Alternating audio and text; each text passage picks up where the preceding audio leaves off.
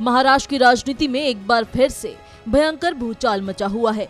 ये तब हुआ जब सरकार में मंत्री एकनाथ शिंदे शिवसेना के कई विधायकों के साथ गुजरात के सूरत में हैं। जानकारी अनुसार इनमें महाराष्ट्र सरकार के 3 मंत्री भी शामिल हैं। बताया जा रहा है कि इन सभी का फोन स्विच ऑफ है। इसके साथ ही उद्धव ठाकरे सरकार पर संकट के बादल मंडरा रहे हैं। इसी बीच आइए जानते हैं कि महाराष्ट्र में सरकार बनाने के लिए संख्या का क्या गणित है। दरअसल महाराष्ट्र विधानसभा में कुल 288 सदस्य हैं। शिवसेना के एक विधायक के निधन के बाद ये संख्या 287 है और सरकार के लिए 144 विधायक चाहिए। महाविकास आघाड़ी के पास 169 विधायक का समर्थन हासिल है। मौजूदा सरकार में शिवसेना के 56, एनसीपी के 53 और कांग्रेस के 44 विधायक शामिल थे।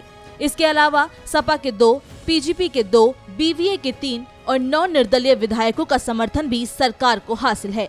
उधर विपक्ष के पास 113 विधायक हैं। इसमें बीजेपी के 106, आरएसपी के 1, जेएसएस के 1 और 5 निर्दलीय विधायक शामिल हैं। वहीं अन्य दलों के पास 5 विधायक हैं। इसमें एआईएमआईएम के 2, सीपीआई का 1, एमएनएस का 1 विधायक शामिल है।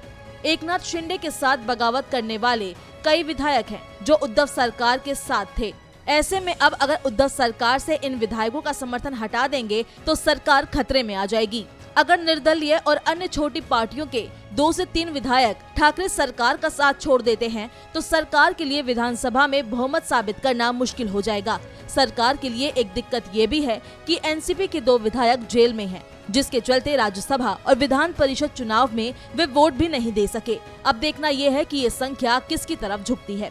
फिलहाल महाराष्ट्र में हो रही राजनीतिक उठापटक से दिल्ली में भी हलचल तेज हो गई।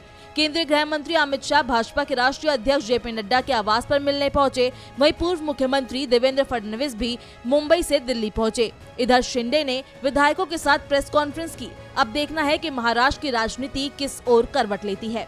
वहीं अगर महाराष्ट्र सरकार की बात की जाए तो साल 2019 में महाराष्ट्र में विधानसभा चुनाव हुए थे, जिसमें शिवसेना ने भारतीय जनता पार्टी के साथ मिलकर चुनाव लड़ा था। लेकिन चुनाव परिणाम सामने आने के बाद मुख्यमंत्री पद की जिद को लेकर गठबंधन समाप्त कर दिया गया और बाला साहेब ठाकरे के जमाने से चला आ रहा भाजपा शिवसेना का गठबंधन 25 साल बाद ध्वस्त हो गया और नेता एक दूसरे पर हमलावर हो गए।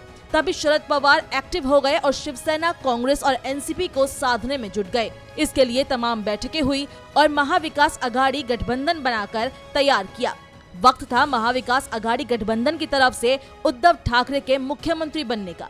शरद पवार के आवास पर बैठक हुई और उद्धव ठाकरे के नेतृत्व में सरकार बनाने की कवायद शुरू हुई।